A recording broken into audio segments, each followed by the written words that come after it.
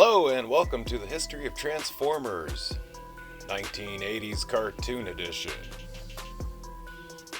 Today's episode, Predaking.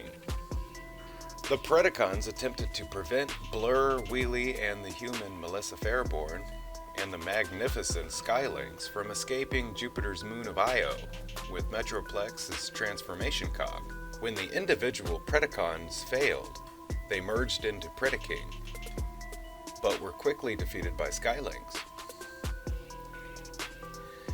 Soon afterwards, the Decepticons took over the slave mining planet of Dredd, forcing the hapless prisoners to mine the super hard death crystals in a scheme by Galvatron to destroy Cybertron with a giant death crystal firing cannon.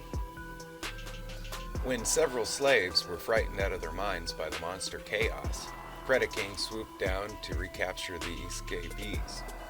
Later, during an Autobot attack that saw Sky Lynx buried under a ton of rocks, Predaking separated Blurr, Wreck-Gar, Wheelie, and Grimlock from Cup by blocking off the mine entrance with his laser sword. He continued to force the Autobots back to Sky Lynx, who managed to escape the landslide, while shrugging off the laser fire.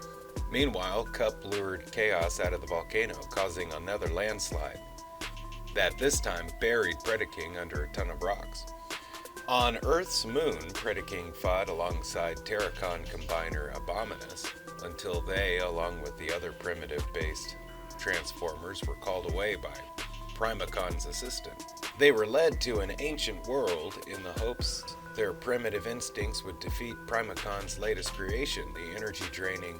After the defeated Decepticon's corpse seemingly crushed Grimlock, the primitives split off and ran for their lives. The Predacons continued to run until Headstrong declared that he would rather stand and fight than die running. Concurrently, his fellow Predacons merged with him to form Predaking, but were quickly put into stasis by Toradon. Background information.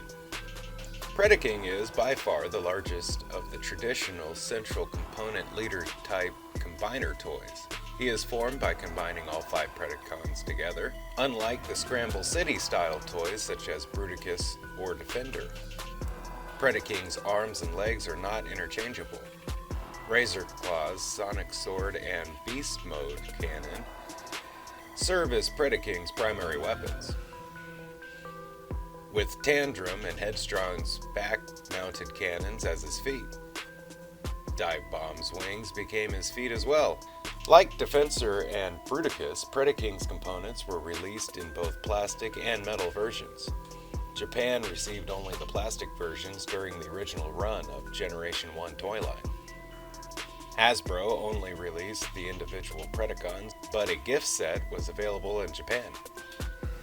In late 2004, Predaking was reissued, to much rejoicing of the people who could not afford the aftermarket prices on the vintage piece.